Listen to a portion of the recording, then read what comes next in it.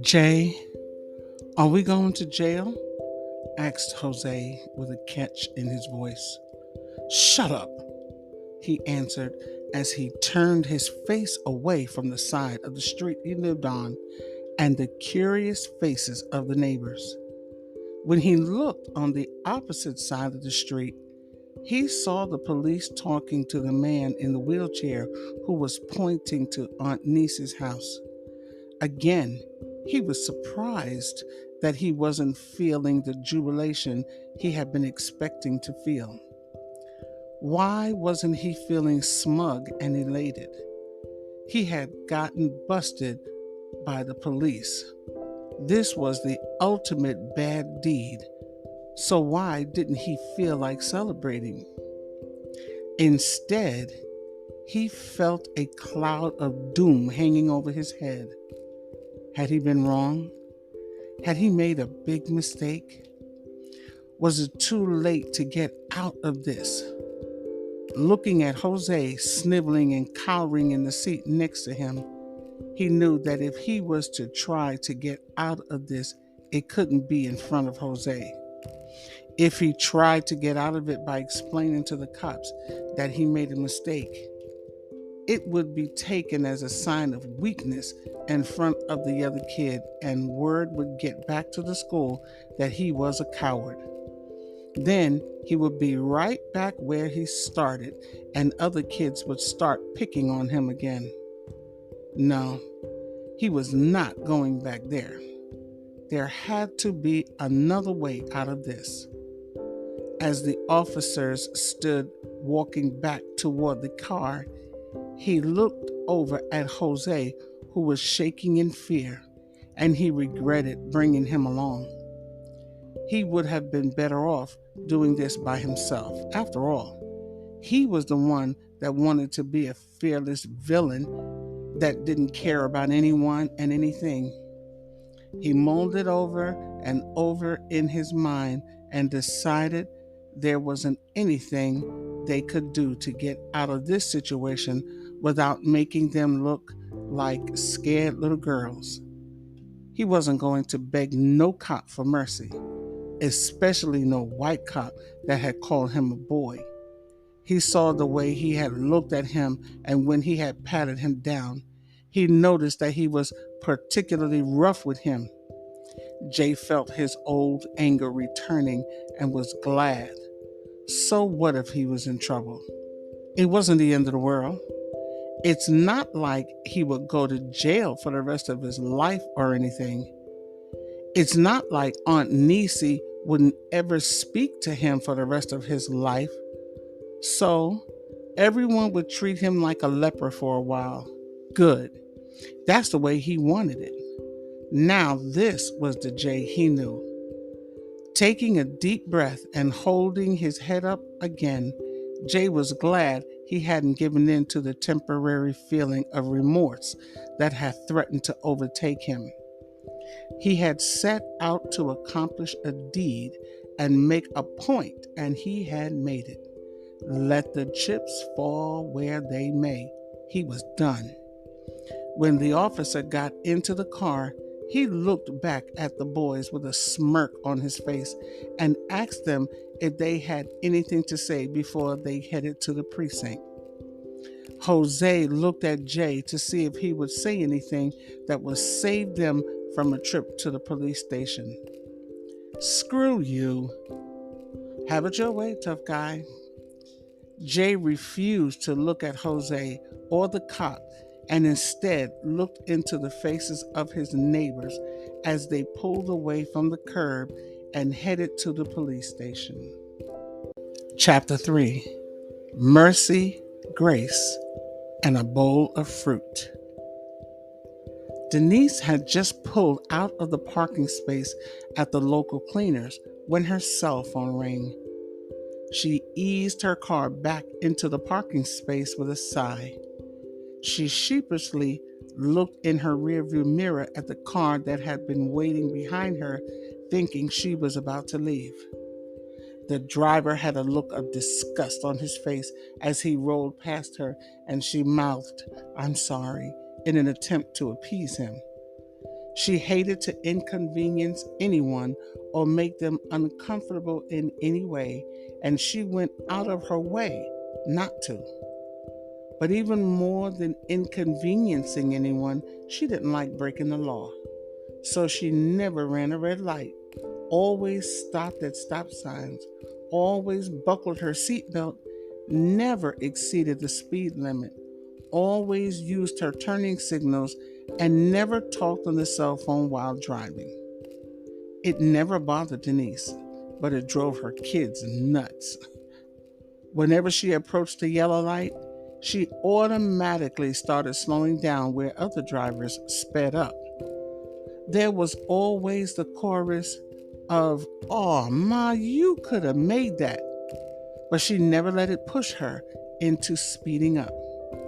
She had seen too many accidents that could have been avoided if someone had waited a few minutes and not tried to make the light. So when her cell phone rang, she didn't think twice before pulling back into her parking space. There was no way she was going to talk on the phone while driving. She didn't worry about missing the call. If it was important, they'd call her back or she would call them back depending on who it was. As she picked up the phone, she glanced at the caller ID window and was glad she had taken the time to park the car to answer it since it turned out to be her pastor. Silently praying that no unforeseen emergency had occurred, she quickly flipped over the phone and settled back into her seat. "God bless you, Pastor." "God bless you too, dear. I hope I'm not disturbing you. How are you today?" "Oh, no, no, no, not at all. I'm blessed. I was just doing my usual chores." "Good, good, good. God is good, Sister Jones. I'm so sorry to be calling you, but one of the members has been involved in an accident, and I need you and Sister Weeks to go to the hospital for me." Denise's heart began beating faster, and she felt a little faint as pictures of William Banyan on a hospital stretcher with tubes and oxygen tanks surrounding him filled her mind. For a moment, she couldn't find her voice, but swallowing hard and clearing her throat, she spoke into the phone in a tiny little voice. "Of course, Pastor, of course. Who was hurt?" she asked and held her breath with her eyes shut tight while waiting for the answer. "Minister Hayes, the new young minister that just joined. I received a call from the on-call physician when he found my number in Paul's wallet. They told me the accident was very serious and that Paul was in pretty bad shape, so prepare yourself. I know you can handle this, and I really appreciate it.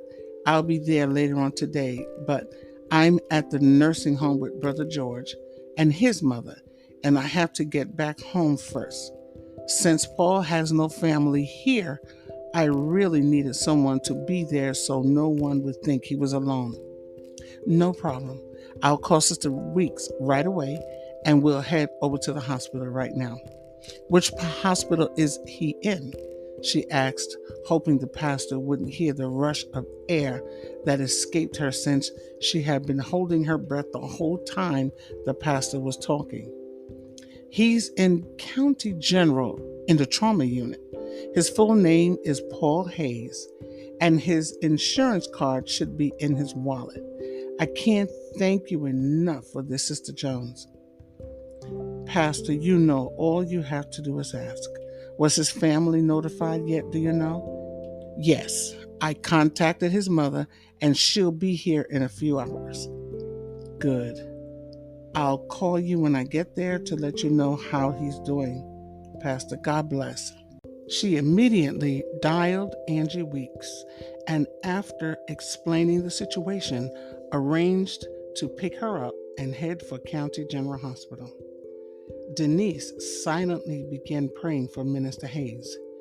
She looked at her watch and decided that since it was so early in the morning, she wouldn't have to leave a message for the kids telling them where she was.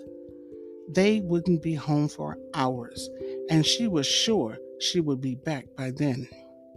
She thought about going home to change her clothes, but decided that the seriousness of the moment called for her to move now. She looked down at herself with a critical eye and concluded that she looked fine for a hospital visit. She had worn her calf length denim skirt with a white button down short sleeve shirt and black penny loafer shoes. Confident that she looked decent, she buckled her seatbelt and started the car. As she drove off in the direction of Angie's, she couldn't shake the feeling that something was wrong. She mentally retraced her steps to make sure she had turned off all the appliances before she had left the house. She looked in the front passenger seat and noted that she had not left her wallet in the cleaners. She had just spoken to Angie, so she had her phone. Everything was in place as far as she could tell. So why then was she plagued with a feeling of impending doom? She began to pray. She prayed for Minister Hayes, his mother. She prayed for her children. She prayed for her pastor. She prayed for Mr. Banyan. She prayed for Gavin, and then finally, she prayed for herself. She didn't know what was going on, but she knew that the power of prayer was enough to prevent anything the devil was getting ready to set into motion. She never underestimated the power of Satan. She knew he was on his job 25/8, which meant she had to be prayerful and watchful 26/9. There was no time for lollygagging around because the devil was always casting his fiery darts from hell, trying to destroy everyone in his path. Just then, her children crossed her mind. Denise's children were never far from her mind, and she held them up in prayer before the Lord all day. But suddenly, she was filled with a sense of urgency that both startled and then frightened her. She was on the intercessory prayer team at her church and knew how to hold others up in prayer before God. But when it came to her children, she had to admit she was a little overprotective and wanted to immediately stop what she was doing and go to the school to check up on them. It was not uncommon for her to go to the school unannounced on any day of the week. That's what kept her children in line because they never knew when she might show up. But she reminded herself that she was on a mission for the pastor and could not go to the school now. Besides, she told herself, you already covered them with the blood, so they are going to be all right. Exactly 30 minutes later, she and Angie were standing in the emergency room asking to see Paul Hayes. The receptionist at the desk, although very polite, was hesitant to reveal the whereabouts of Paul to non-family members and would do so only when they showed their clergy identification cards.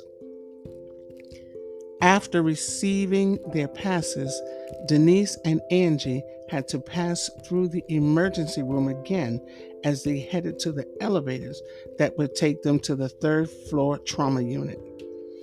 Denise felt a rush of so many different emotions that it almost brought tears to her eyes.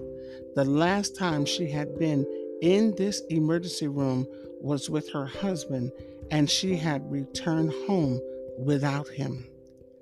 The pain that filled her heart threatened to take her breath away, and she had to remind herself that now was not the time to feel selfish. She was here for another one of God's children, and she could not allow herself to fall into a pit of self-pity.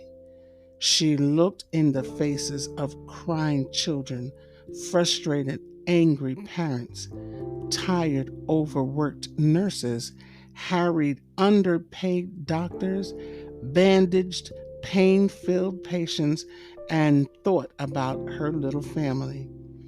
She had so much to be grateful for, and she couldn't wait to get home to give every one of them a hug.